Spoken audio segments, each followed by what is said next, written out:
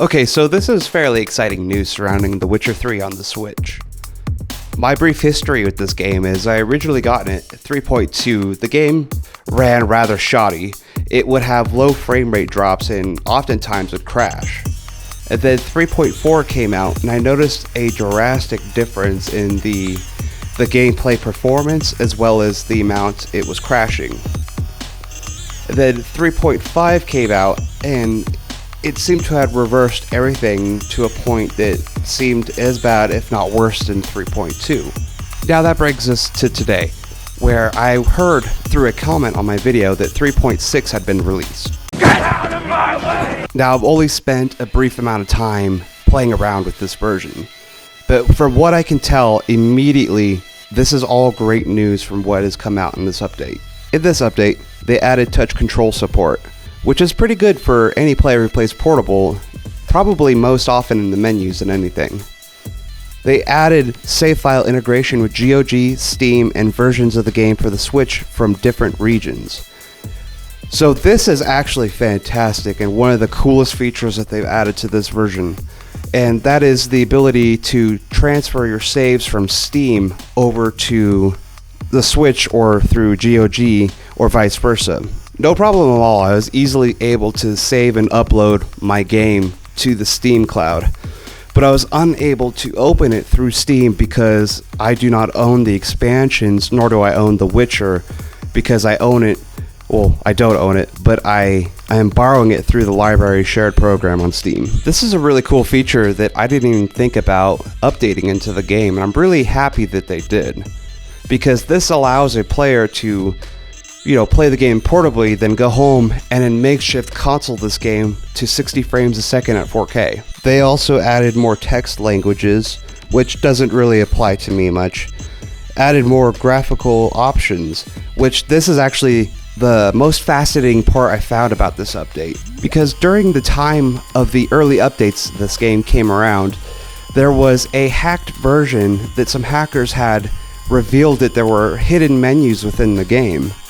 And that had meant that these menus were in the game and could possibly be updated within the game.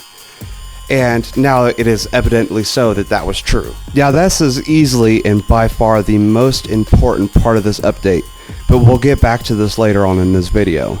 They also added multiple performance optimizations. As far as testing this, there were two areas within the game that I noticed severe frame rate drops as well as other sorts of performance issues. One being in the Whitechapel area at the outpost, and the second one being in Novigrad within the main pier area. While spamming sprint through Novigrad, I did notice some of the same optimization issues that I had before this version. But on the other hand, going through Whitechapel, this is the worst point in the game where I had some severe optimization issues where frame rates would drop as low as probably 3 frames per second. And I've noticed that they've somehow completely turned this part of the game around, and now it performs as well as the rest of the game, as smoothly as the rest of the game. The next fix that they added was various visual and functioning bugs. Again, I wish I had a fresh preview of what the 3.5 visual effects look like running through these two areas, but I do still notice some bugs running through Novigrad. And then finally, there are various gameplay and crash fixes. Now, because I've spent so little time with this version of the game, I can't actually tell you whether or not this game has had those fixes. But going back to the graphical options of this game, there are so many more options to this game. Now you can test out new ways to resolve the game into a smoother function. For example, most PC gamers have run into maybe a buggy or a lagging gameplay where they have adjusted some refresh rates or maybe some resolution rates or other graphical options and have noticed an improvement in the game's functioning when maybe they have increased these settings. It has to do more with the optimization of the game more than it does with the hardware running the game.